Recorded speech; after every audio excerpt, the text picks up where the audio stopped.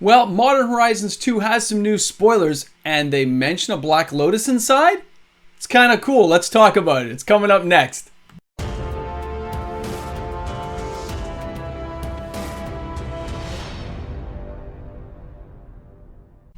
Hey guys, welcome back. MTG Moxman here. If you're new to my channel and you're finding me on this Modern Horizon Tuesday where we get some new spoilers, well, thanks a lot for checking out my content today. Hope you guys love it. I hope you smash that subscribe button because you can help me reach my goal of 5,000 subscribers. I need less than 700 subscribers to get there to my cake party, and you guys can help me get there just by smashing the subscribe button. It's free to do.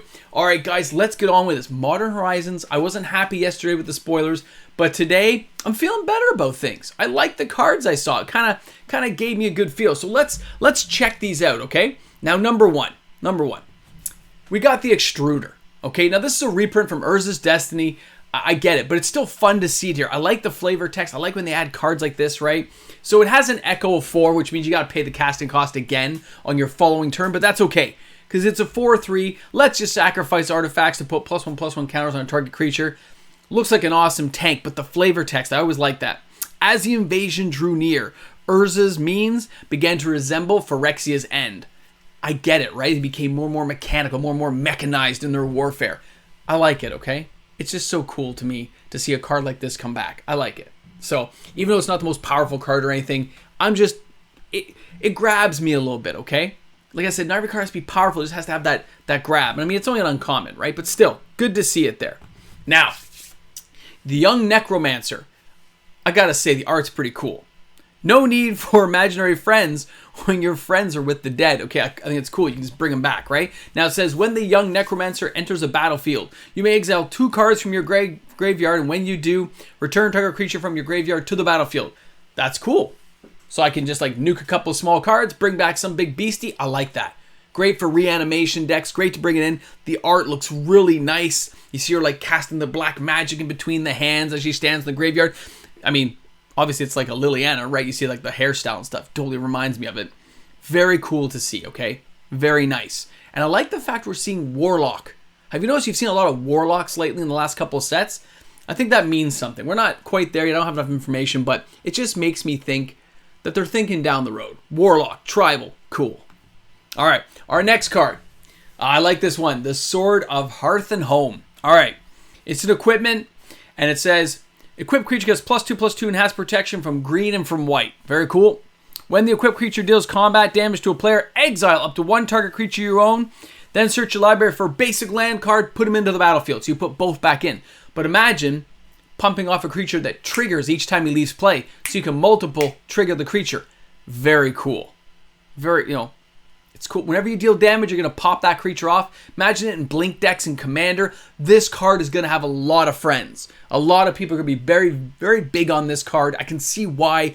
The sword it's nice, the artwork, but what the card does is just makes my imagination go, look, how many times can I have fun with this card? And that's what I'm looking for when I look for cards in Modern Horizons 2. I just need to see certain things that say, yeah, I would have liked a little flavor text on this card, but maybe they didn't have enough text room on the box, but it's okay. The artwork's nice. The card has a great ability. I can see why it's a mythic. Good card, man. About time, right? Good card.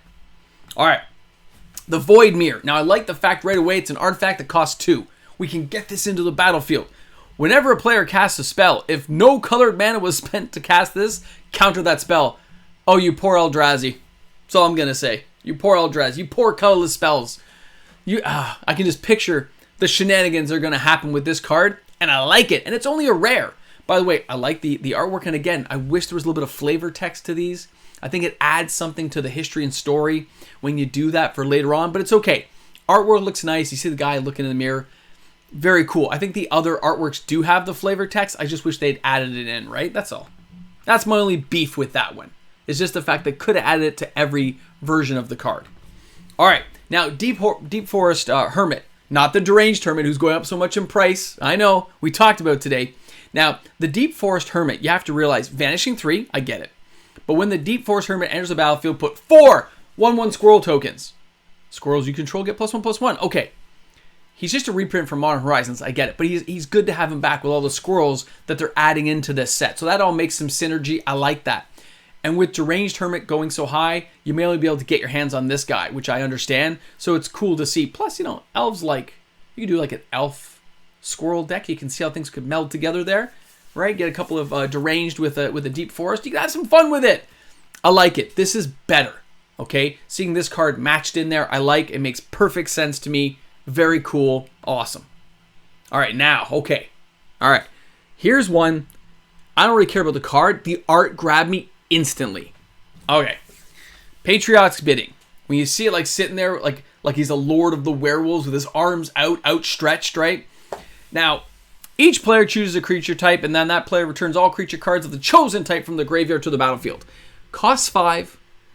Great for all kinds of shenanigans to go with your graveyard to bring things back. But for me, it was just that artwork of seeing all the werewolves bowing down, right? It seemed to suit it, okay? I mean, I think they had it, I think was it the Dark or Legends? Somebody had the Greater Wolfware or whatever. I would love to see greater vampires, greater werewolves. I'd like to see like a tougher version of them. That's all. I think that could really work into this, and this guy seems like he's the boss, right?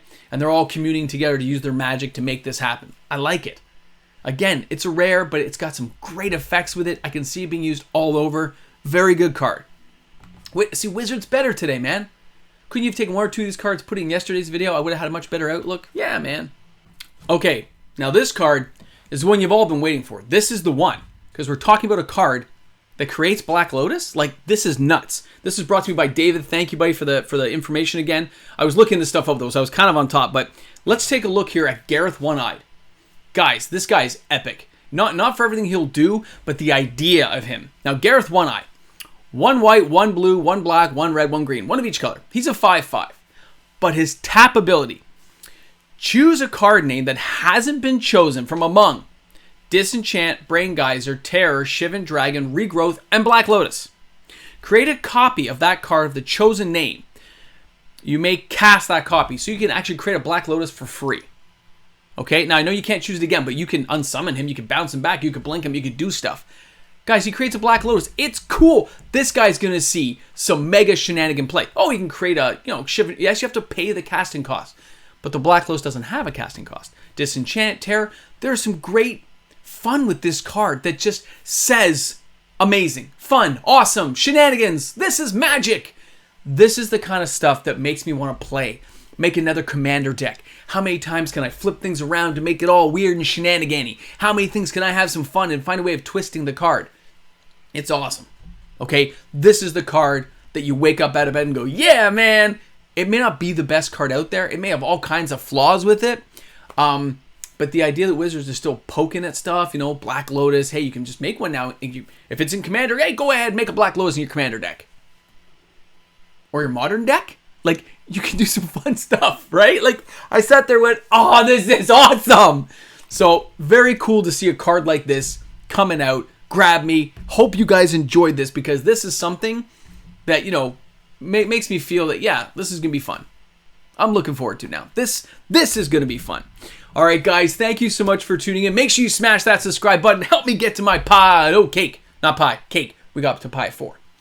Cake video at 5,000 subscribers. I'm looking forward to it. I hope you guys are too. Thanks a lot for tuning in. MTG Mox, man. Have a great one, guys.